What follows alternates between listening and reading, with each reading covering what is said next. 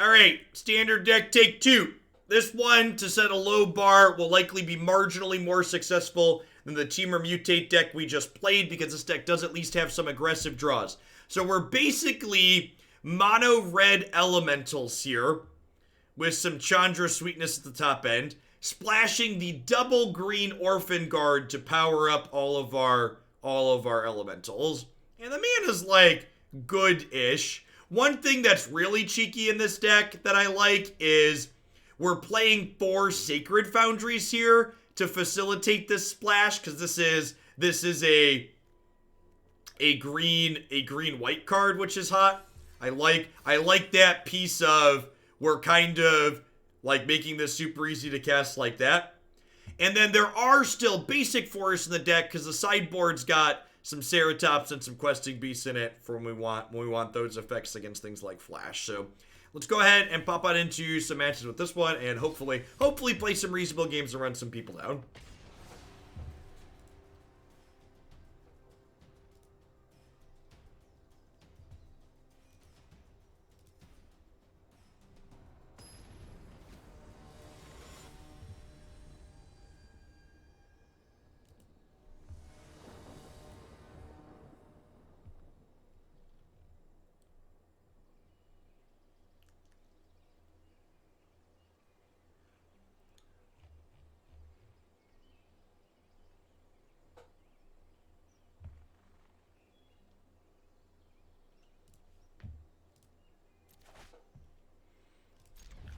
One, two, three.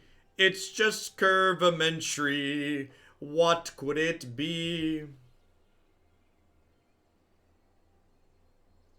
Believe it or not, Alkalol, as a Magic player, I'm super value-orient driven in Raid, so I actually haven't 60'd my Arbiter yet, because I'm waiting for a leveling event to dump my food into her. I pretty much don't 60 characters outside of leveling events, because they do them often enough.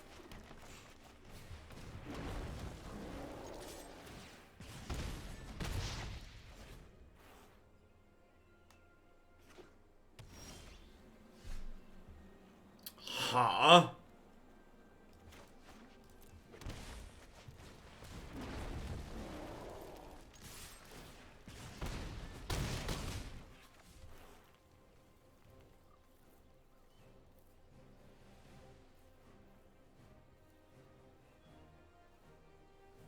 I shouldn't have shocked. I think I have enough resources to play around Deafening Clarion.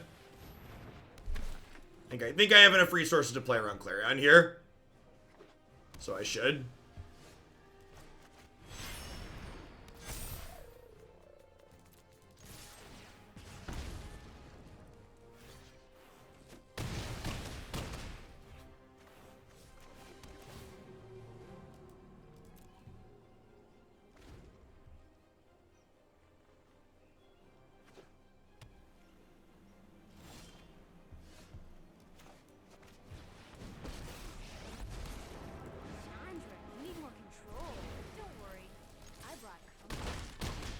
Oh, that was therapeutic. That's all I want to do, chat.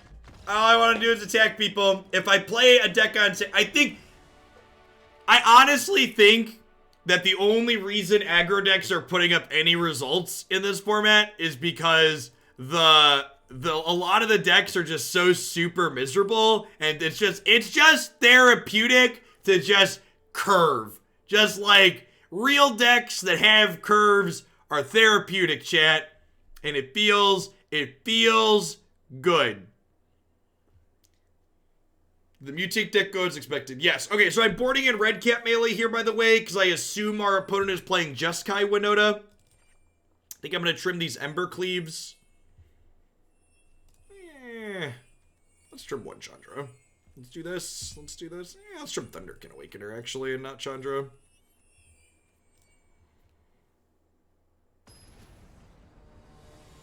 People are cutting anti-aggro cards. It's probably... Okay, so 4 aggro decks made top 8 of the Magic Fest this weekend. The only aggro deck that made it past the quarterfinals was the aggro deck that played the aggro mirror. And believe it or not, a greed pile eventually won the tournament. There is no punishment for playing a pile of greed in this standard format. That is my fundamental problem with the format. There is no punishment for being greedy. Yes, Orphanguard pumping Thunderkin is great. Sideboard. If you look, Ace Tiger, I adjusted the sideboard a little bit already.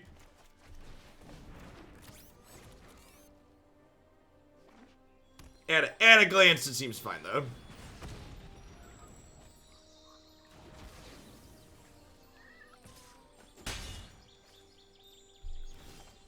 God, could you imagine? Could you imagine Fires getting to play back to basics? If you are someone who's playing the Luca deck in Standard, you should not feel bad for playing the Luca deck. It is not the player's job to create fun formats or fun gameplay experiences. You, as the player, are not obligated to make the format fun for your opponents. That is Wizards of the Coast's job. That is R&D's job. I will never blame the player. It is not the player's responsibility to make Magic fun. It is the player's responsibility to find a deck that they enjoy playing and then play it.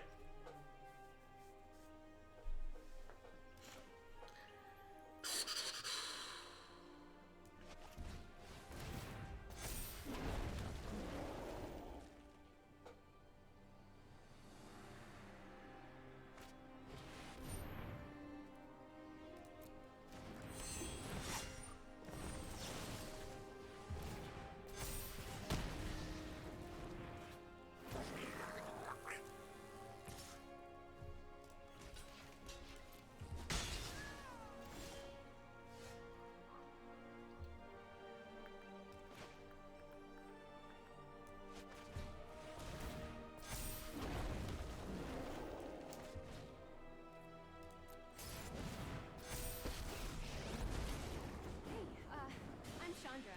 Nice to meet you. I sure hope you can't handle the heat.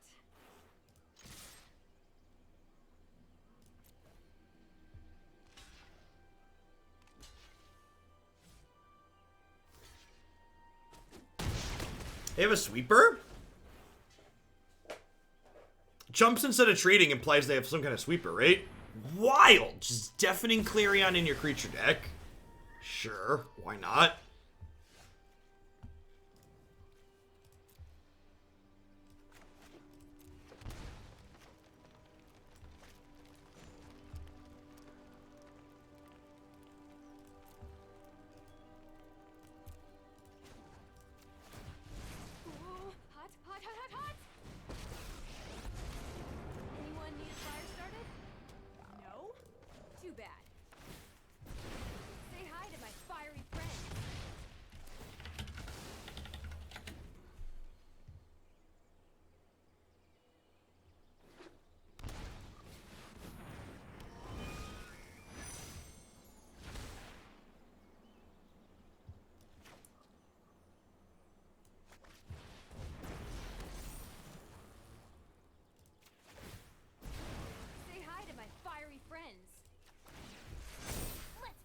Brighter.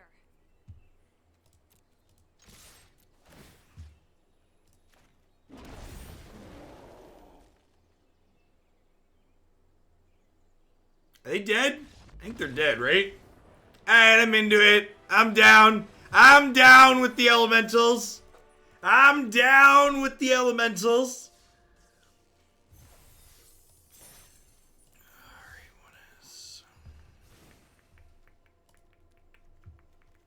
Alright, what are my thoughts at a glance? What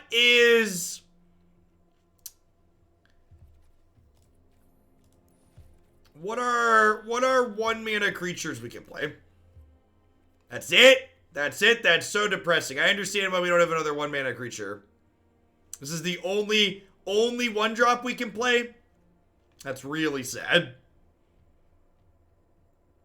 I am I am less sad.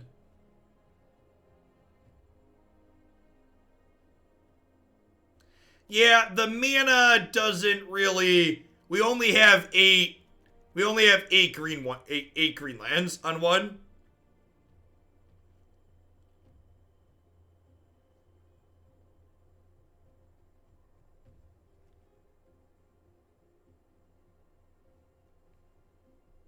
Yeah, I kind of wanted to cut this for more ones.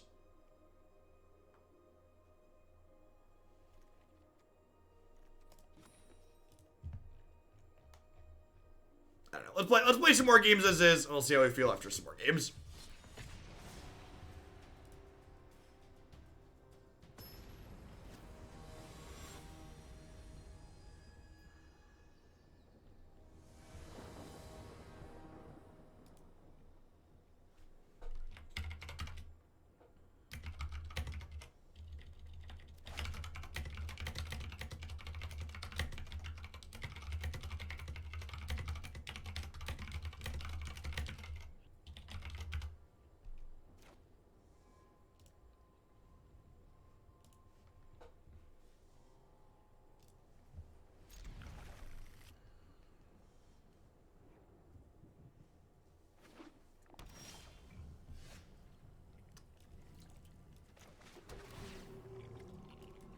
Ooh, that's an interesting thought. Lovestruck Beast is basically an elemental.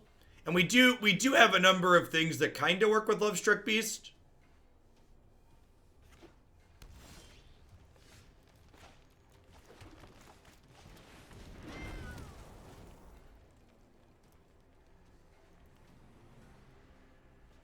Thanks for the 37 months, JMP. Welcome back.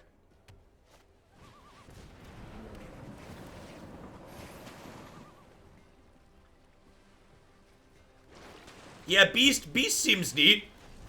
I can see that being playable in here. This is actually a great draw.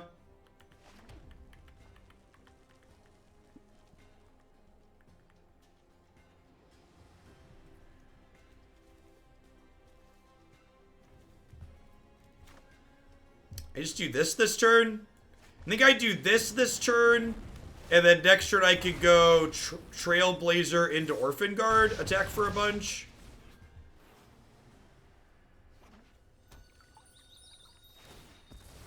I can also just play Novice Pyromancer and smash them next turn.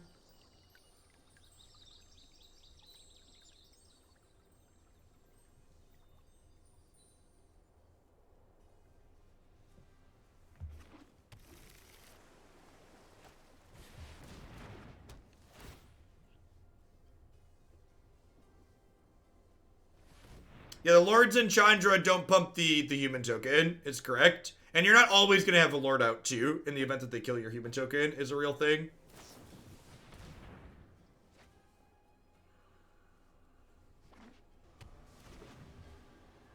I think I'm just supposed to play this turn to play around a, sweeper next turn. Negate's a little punishing.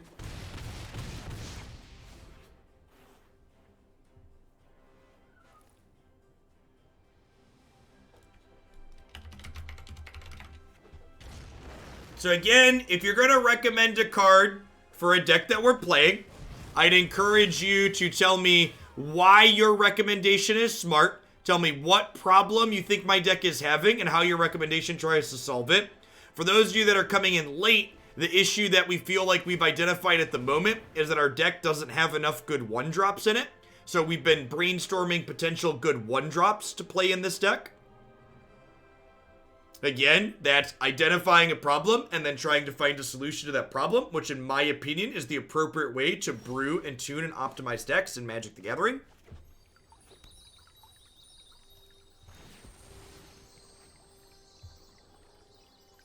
Or any card game, really.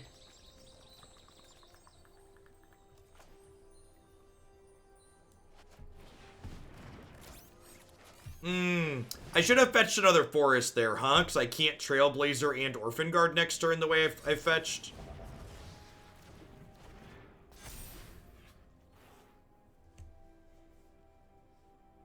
Is Stone Coil Serpent playable under this? Does it meet the creature type requirement for this? Anybody know offhand?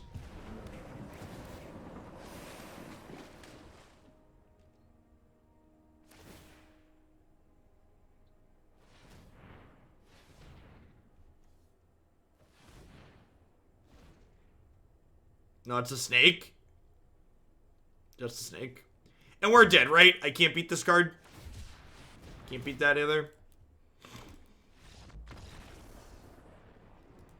Again, just like opponent's deck has incredibly powerful go over the top draws, but also is just very, very good at beating us up.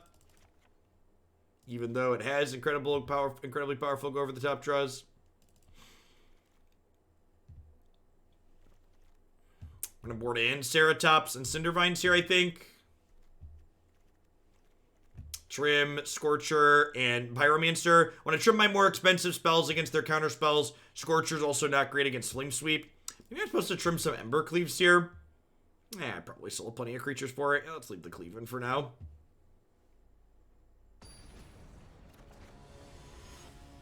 I don't have my water bottle in here. Darn children, chat. Children loot and pillage my office too often. Is Shock a decent one-drop? No. I want more one-drops because I want to apply pressure consistently while curving out against these decks that are trying to go big. So Shock doesn't help me curve out against decks where I need to curve out.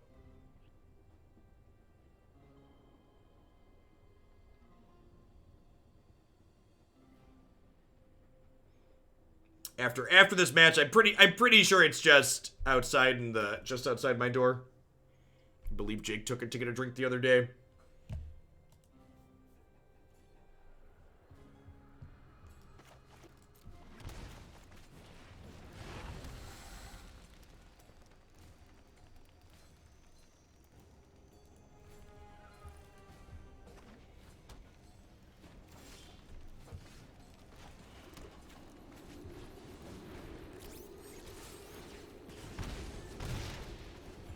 Yeah, this is the only red one drop that meets the requirement for Orphanguard. That's currently standard legal, just for reference. I think I play this to try and play around Flame Sweep a little bit. Hey, don't start any fires without me, don't worry. Lets me add pressure to the table without playing into sweep.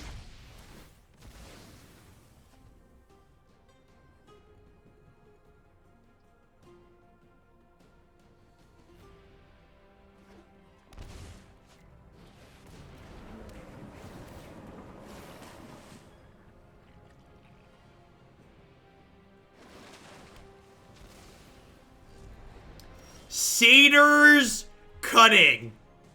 Digging deep. I love it. I love it. Satyr's Cunning. I'm in. In. Let's play some Satyr's Cunning. 2 to 3 of it. Let's go.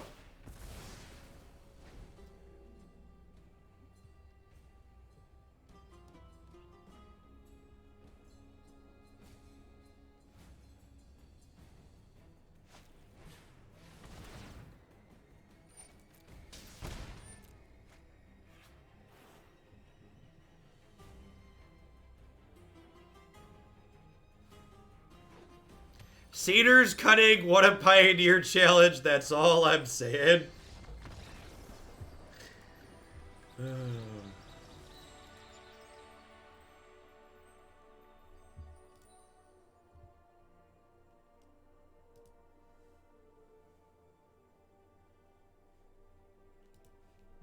Happy with how I boarded. Let's run it back.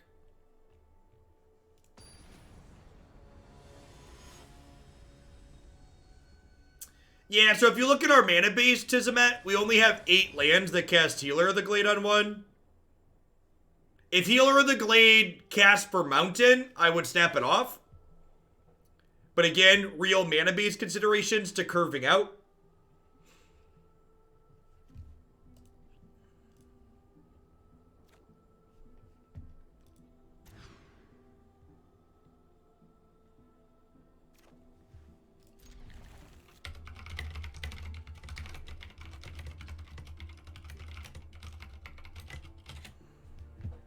Hand's not great. It's definitely a keep. Decent pickup. Yeah, I think that's actually okay.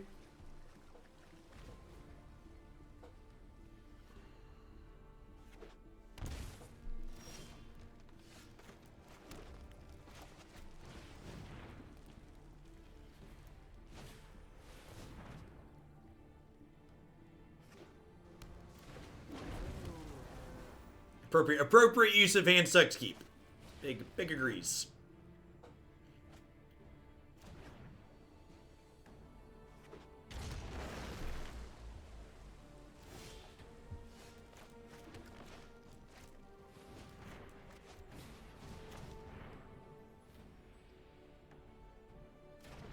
See if we get negated here.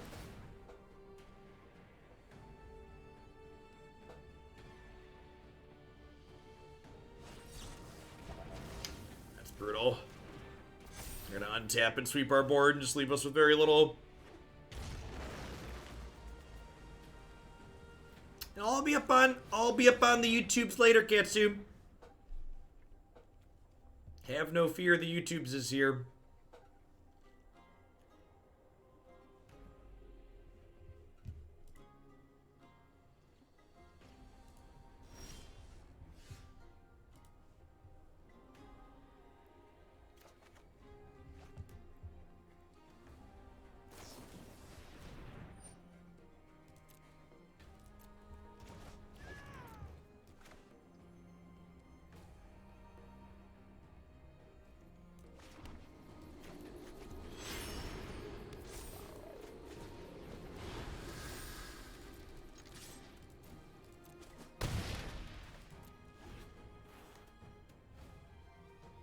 I keep forgetting this gives vigilance.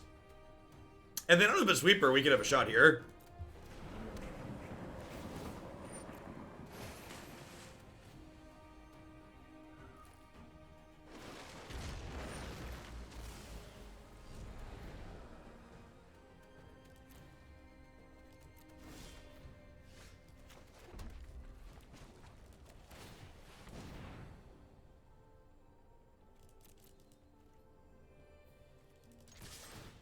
To set a low bar slacker, this is the best standard brew I've played in the last week.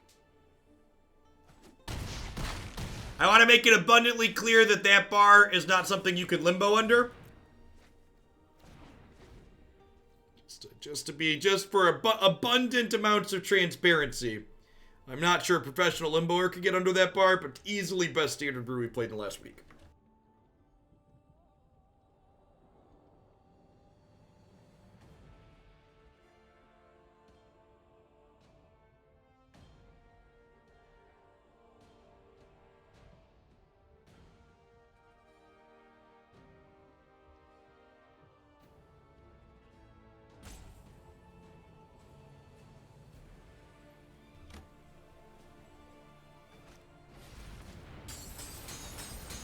Alright, chat, I have to ask because it's something I wonder about. Do you at home think less of me as a person when you see me wearing the same shirt on stream 2 days in a row? Inquiring minds.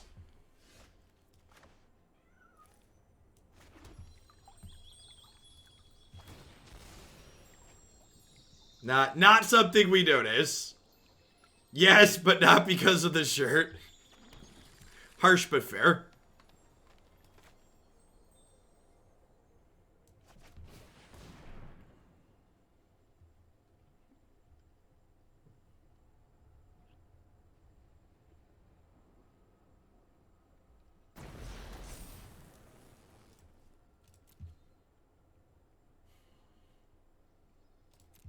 I think I'm better off just attacking and activating Castle here.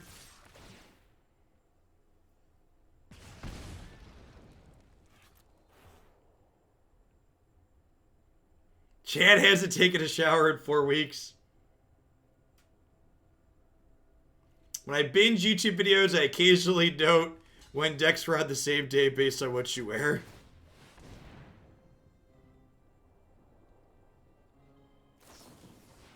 Yeah. Yeah, Probably dead here.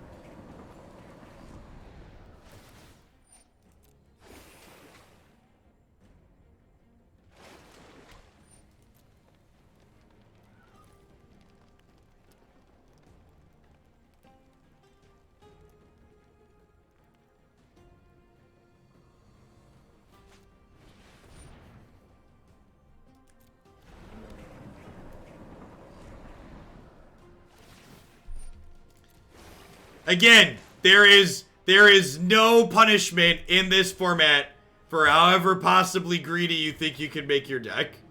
It doesn't exist. They're at 12. They've gained 12 life in the last 2 turns.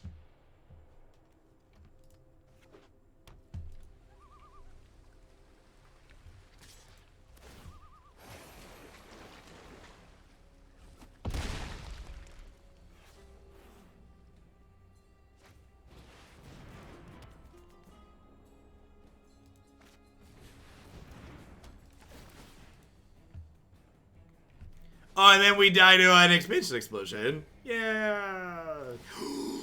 Are we not dead yet? Could they be dead to this Chandra? Please be dead to this Chandra. Please be dead to this Chandra. Please be dead to this Chandra. Please be dead to this Chandra. Please be dead to this Chandra. Please be dead to this Chandra. Please be dead to this Chandra.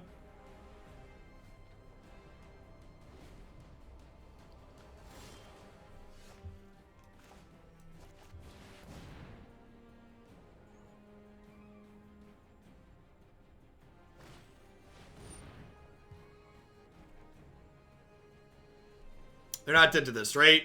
This is the same as this. This is 3, 4, 5, 6.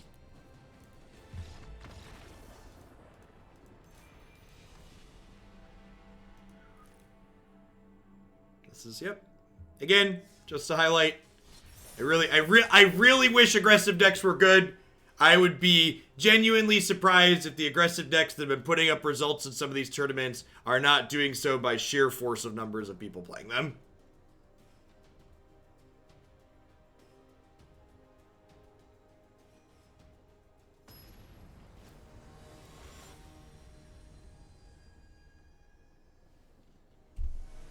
I mean, we literally have 4 Cindervines in our sideboard, Josh. You don't always draw your sideboard cards. Like there's literally 4 cards in our sideboard that destroy artifacts and enchantments.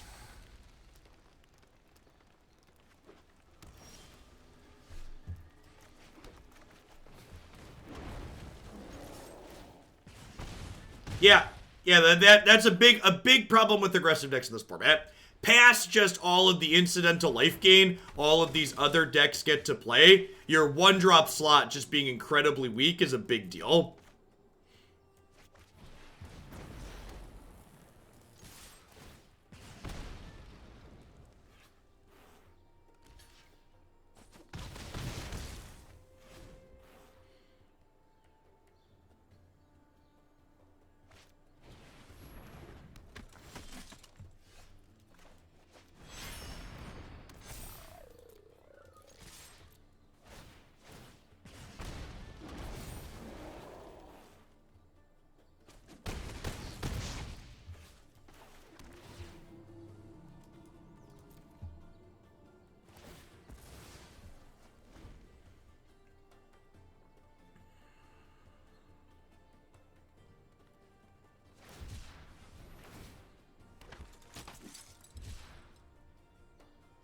This is probably a matchup where we should be playing Shock.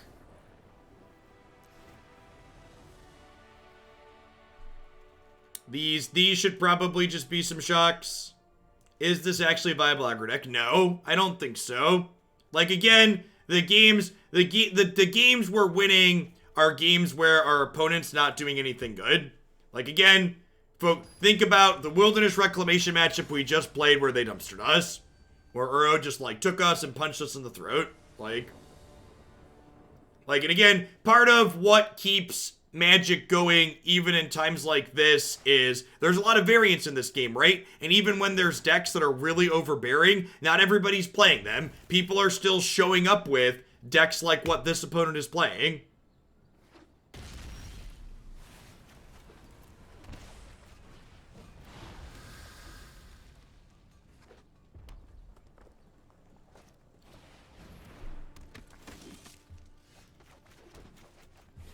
Which is, again, that's actually one of the reasons why... It's actually one of the reasons why Wizards of the Coast conceals format data, is because when format data gets concealed, it's very difficult to say from an objective standpoint, okay, this deck is too good. Which is one of the reasons why... which is one of the reasons why things like MTG Melee are such a big deal, because MTG Melee is going to provide a lot of objective format data for us. Like, for example, there was a 140-player tournament on MTG Melee over the weekend, and even though Gruul Aggro ultimately won the tournament, Jeskai Luka was both the most played deck and had the highest win percentage in the tournament. And when your most played deck has the highest win percentage in your format, that's a problem. That's not okay. That is a sign that there is an issue with what your format has going on. Yes, 25 people played the Luka deck in the tournament, and it had an almost 70% win rate. Gruul had a small sample size. I think only 3 people played it, and it was close to Luka, but with a sample size that was astronomically smaller. MTG Melee, the site we're using for the Hoaglandia Opens, runs lots of tournaments, and all the data in their tournaments and all the decks are fully public at the end of them. Once that site really gets going, there's going to be a lot of really awesome, readily available Magic information.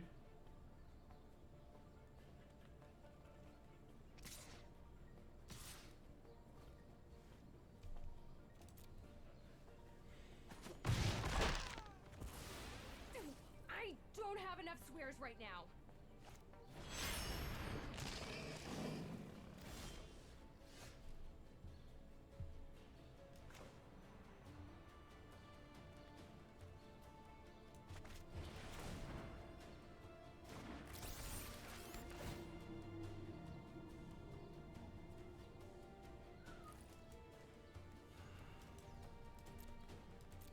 It's probably fine. I'm not sure we can beat this Luris.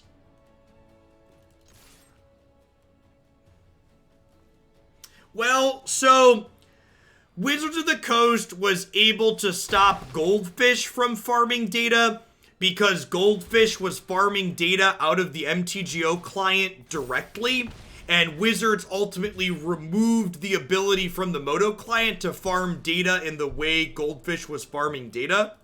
We're super dead here. Whereas MTG Melee, Wizards doesn't have any control over how their data is being accessed, right? Unless they try and force people not to run tournaments on that site, Wizards can't really stop them from running information. You're not sure why. I mean, I can tell you why they did that. Because Wizards of the Coast, rather than fixing and addressing problems in their format, would rather leave the information hidden so that way players can't say with certainty there's a problem.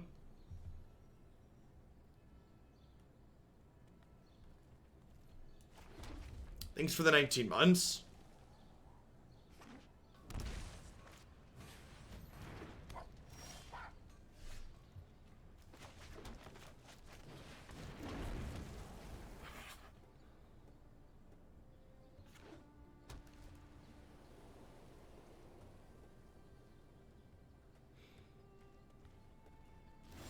Thanks for the 5 months, Beefstar. I appreciate that. Welcome back. Thanks for keeping me around.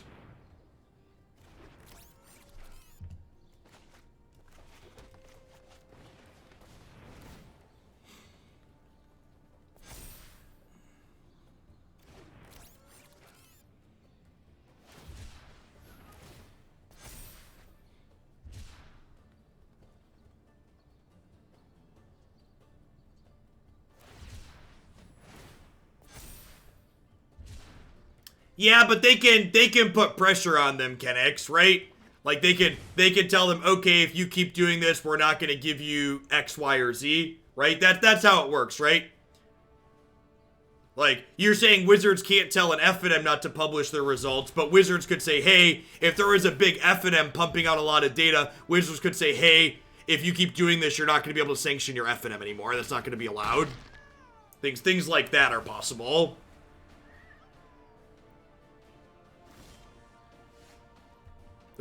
There's no legal action that can be taken. Almost assuredly, from a legal perspective, there's nothing that can be done, most likely. But from a, can they pressure them via leverage that they might have? Yeah, they definitely could.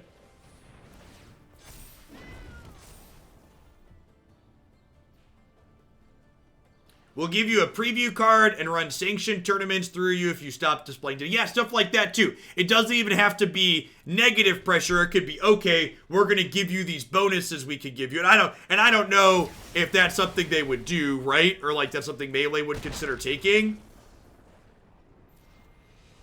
So what's the point behind them hiding the information? Because again, if Wizards conceals information, it takes away the ability from players to objectively form arguments and make cases why things should change. I'm going to try one more with this one because it managed to win a match, but I'm about ready to be done. Move on to some historic.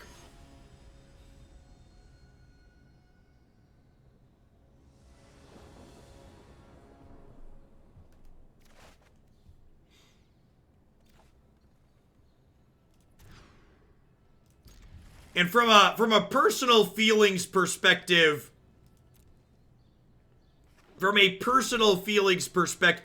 I really hate Wizards' approach to data because the way Wizards approaches data gives validity to every crybaby person out there who thinks net deckers are bad. When Wizards of the Coast treats data like it's evil, they give validation to people who think data is evil.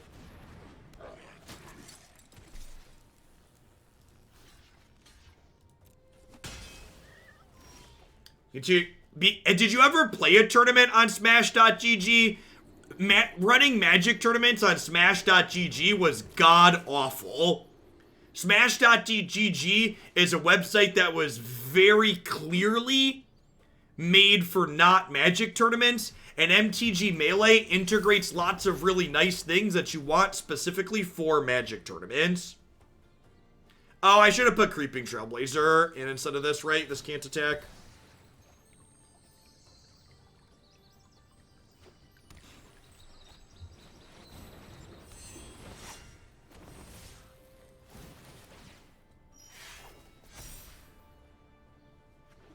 Alright, I'm done playing Standard. Format blows. Again, I'm willing to give them a fair shake. We played 4 matches with this. This deck's like this. They're just not competitive. They're not. They're not.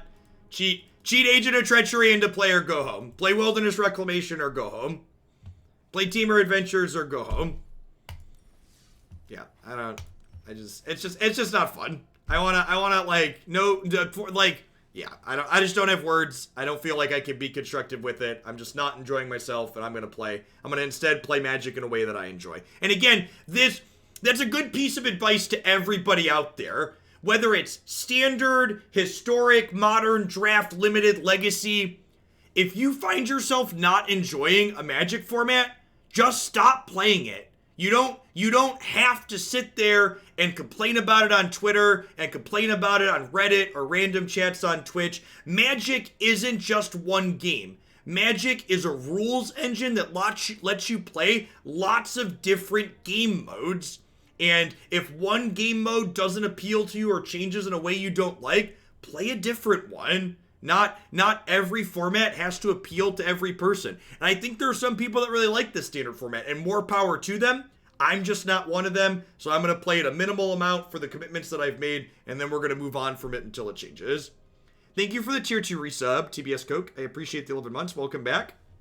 Thanks for keeping me around.